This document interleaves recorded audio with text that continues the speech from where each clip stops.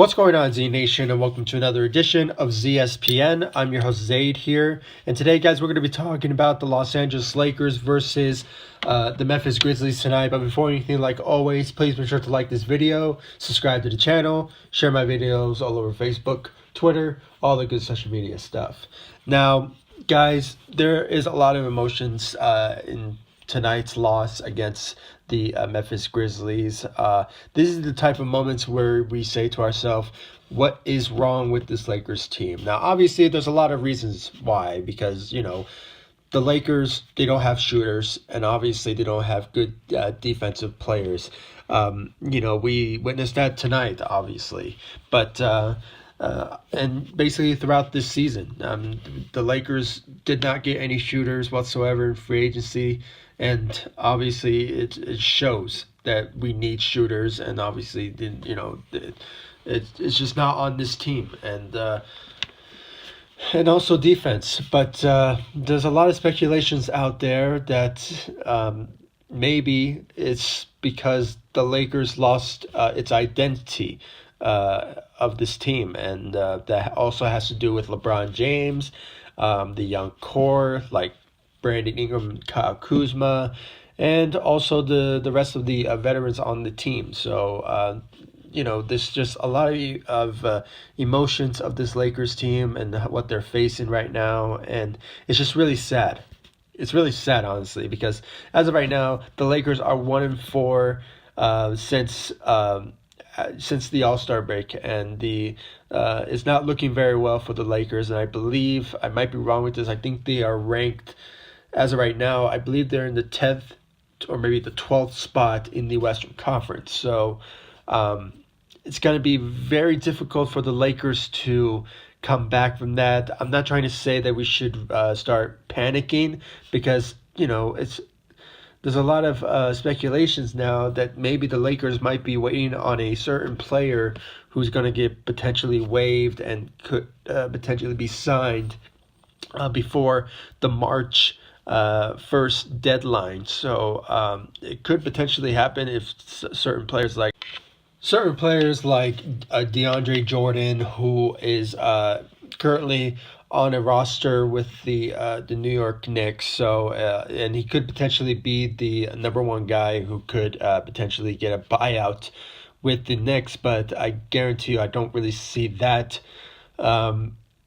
Maybe we could. Maybe let me rephrase that. No, it could potentially happen, but it still remains to be seen if it will ever happen. But certain things like that, maybe the Lakers are waiting on that, and that's how things can potentially turn around, because the Lakers do need rebounders. They do need big men, because as of right now, JaVale McGee, even though I blame Luke Walton for not giving him more minutes that he is, that he once had in the beginning of the season, and maybe leading up to December or January, something like that. So obviously we saw the decline of his minutes, and also sadly from Tyson Chandler, who was that one player who the Lakers were just so excited to have as an addition, as a second big man on the roster, that the Lakers did needed it before during the beginning of the season. But unfortunately, Father Time is creeping towards him very fast, and obviously he's not that same player that he once was. So he's obviously not the same old Tyson Chandler that we saw in the past maybe 5 games once he joined the Lakers, that he was unbelievably skilled defensively and rebounding, and just showing that defensive prowess that he once had during his times in Phoenix, and you can make the argument also during his times as a Dallas Maverick. So that certain situation there brings to the realization that maybe the Lakers are just waiting on a certain player like Jordan, who can obviously defend, rebound. He's still young, and he can obviously do all those things. So maybe we can obviously see that maybe in the this week if potentially that buyout will happen. But right now, guys, I'm just rambling and putting some things out there in the perspective of why the Lakers are not doing so well, and it's just very disappointing. Honestly, guys, it's just not looking very well for this Lakers team, and we witnessed that tonight. Even though we saw some glimpse of them, in the fourth quarter, they were just down by 2 points in the 6 minutes left in the fourth quarter. That the Lakers could have turned this around, but obviously they couldn't, and they were outscored, and obviously defensively as well. And that all has to do with the experience of the Lakers, as throughout this season, that they are not doing so well shooting wise and defensively. And I even mentioned before that that all has to do with JaVale McGee and Tyson Chandler, who was those big men who could rebound and could potentially play defense, but unfortunately that they didn't show up from that. But obviously, what really disappointed me the most out of this game is the passion off the bench. Did not see no passion from this Lakers bench whatsoever. The main players who stepped up were the starting lineup. Let's just be honest here. We saw the results of how the bench played. Most of them averaged about 3 to 2 points a game. That's all I can really say. I mean, I can't really look at the stats because it was so disappointing. And I can honestly say I'm very disappointed of Rajon Rondo, who is that champion guy who can make, and could play good basketball, but obviously he didn't show up whatsoever, and it's just very disappointing.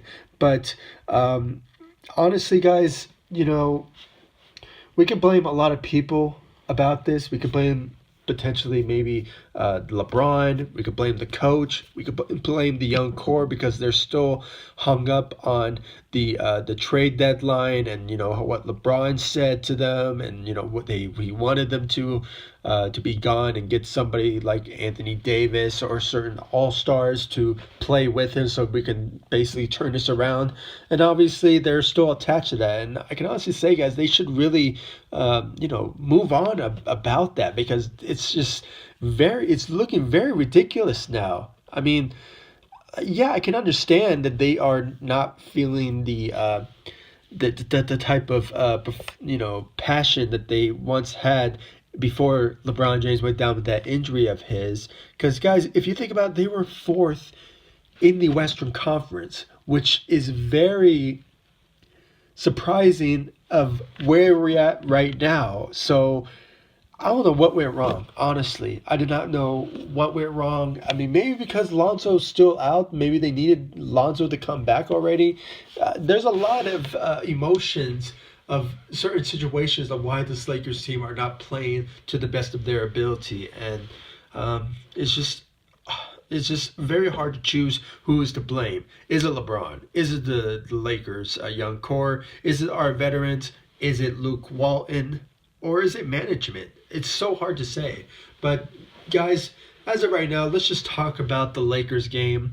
I kind of gave you guys the gist of what went wrong. And obviously, should give out some props to some Lakers who stepped up tonight, especially from Brandon Ingram, who had 30 points out there tonight. He, even though he struggled with foul trouble, which we could also say that was the main reason that the Lakers did not, take advantage of the opportunity to just take over, like we saw against the Houston Rockets. But unfortunately, it just wasn't the case. But I can also say good job tonight for Brandon Ingram on his end. LeBron James, he broke a couple of records tonight. He is, I believe, he's in the top 10 of assists of all time. Being on that list is a good accomplishment for him. And also, I believe he's